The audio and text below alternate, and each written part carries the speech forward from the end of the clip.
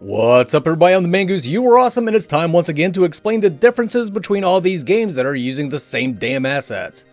I'll also throw Ethereal in here since people seem to think it's another Parazombie when that game is its own thing. Today I'll cover who's making the game, plans and progress for console release, current accessibility, how they're funded, what the objective differences are, and my subjective opinions about each one. The games in question are Predecessor, Overprime, Fault, and Ethereal. Bottom line up front, so as not to waste anyone's time, Predecessor is the most like the original Paragon. Overprime has made massive changes that will appeal to players who want something a little faster paced. Fault lies somewhere in the middle with some interesting additions to the Paragon formula, but no real wild deviations. Ethereal is completely different, uses their own assets, and is in no way affiliated with Paragon. Whether that's good or bad is up to you.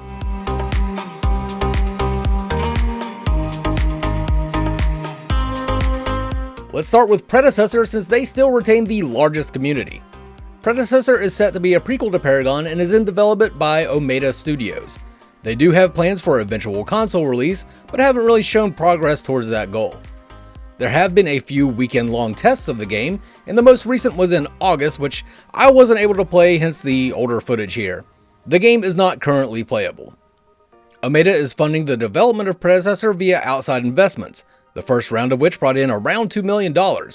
They were also awarded an Epic grant. Some notable members of the Omega team include popular Paragon content creator RGS Ace, and the godfather of Paragon himself, Steve Superville, in an advisory role. While all of these various projects aim to make improvements to the Paragon base, Predecessor has stayed the closest to the original. Omega has made changes to the item shop, map, and hero kits, but nothing quite as significant as the other games.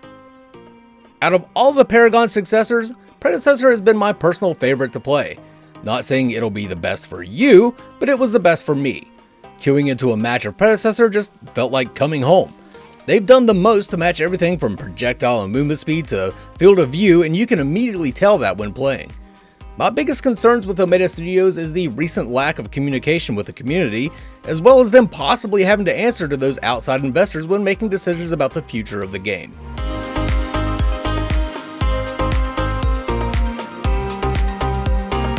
Next up is Overprime. Overprime exists completely outside the world of Agora with their own lore and hero names. However, they do use the Paragon assets. Overprime is being produced by Team Soulleave. Soulleave plans to have Overprime on consoles sometime this year and have shown progress with the PS5 dev kit. While older versions of Overprime were available via server matchmaking or peer-to-peer networking, the most current version of the game has only been accessible via a recent closed beta test. The game is not currently playable on a regular basis. Soulleave was acquired by Netmarble, who is paying for the production of Overprime. One of the more notable members of Soulleave is Rocketmania, who single-handedly created his own playable version of Paragon mere months after the assets were released, and it was called Overthrow. Overprime has deviated the most from the Paragon formula by making major changes to hero kits, removing a tower from the map, and implementing a variety of mechanics with the goal of making the game faster and more exciting. I didn't know how I was going to feel about a faster version of Paragon, but the recent closed beta test was fun as all hell. Soulleave has shown that with the backing of Netmarble, they can release heroes faster, create incredible new skins, and they even have a completely original hero planned.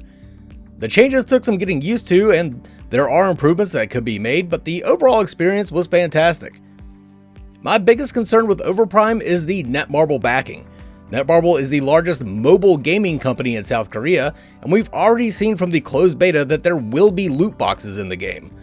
I know loot boxes aren't always bad, but I can't help but feel uneasy seeing them.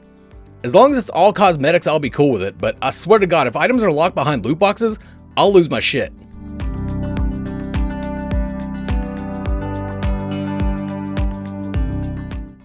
And then we have Fault being developed by Strange Matter Studios. I believe this is meant to be a sequel to Paragon. Strange Matter does have plans to release the game on console eventually, but we haven't seen any progress so far. Fault is the only one of these games that is currently playable, and early access can be purchased via Steam.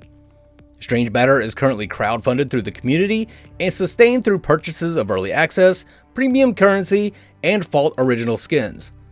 Fault's most notable figure is probably Sylphin, a popular Paragon creator known for his deep dives into the math and statistics of Agora.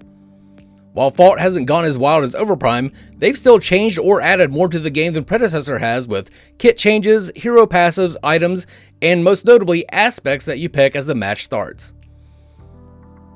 While people will often shit on Fault, the game is actually pretty good. It has the most established gameplay loop and balanced roster out of all of these successors. Most of the time when you see someone saying the game is horrible, it's someone who played the weekend the game released, and it really was terrible back then. While the game is pretty solid now, Strange Matter has shot themselves in the foot repeatedly by only marketing it when it's at its lowest, it's resulted in low player count, which has spiraled into a variety of other problems with matchmaking and player toxicity. While you can theoretically play it 24/7, in practice you need to wait for prime hours to queue into a PvP match or just play versus AI. My biggest warning with Fault though is to be careful of whose opinions you listen to. I don't trust someone's rating of a game if they only have a few hours played a year and a half ago.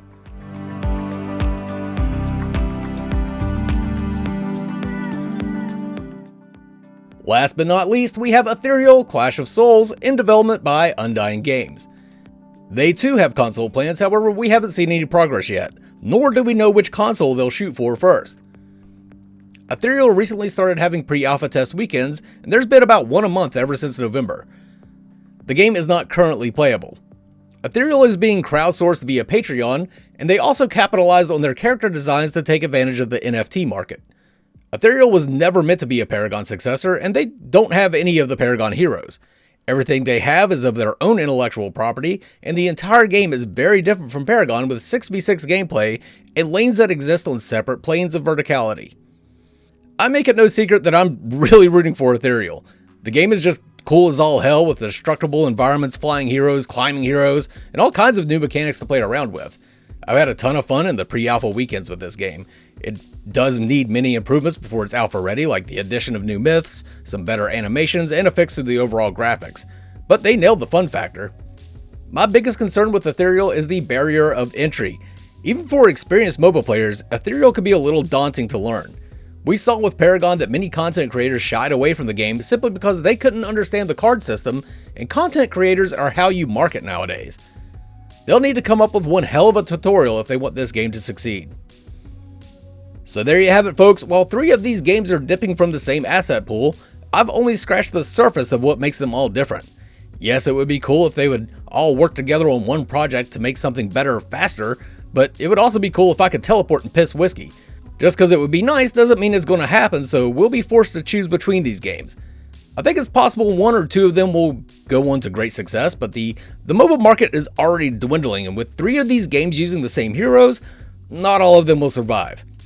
I can't tell you which one you'll like best. The only thing I can do is give each one an honest try with an open mind and keep you up to date on the facts, as well as offering my opinions to anyone who cares.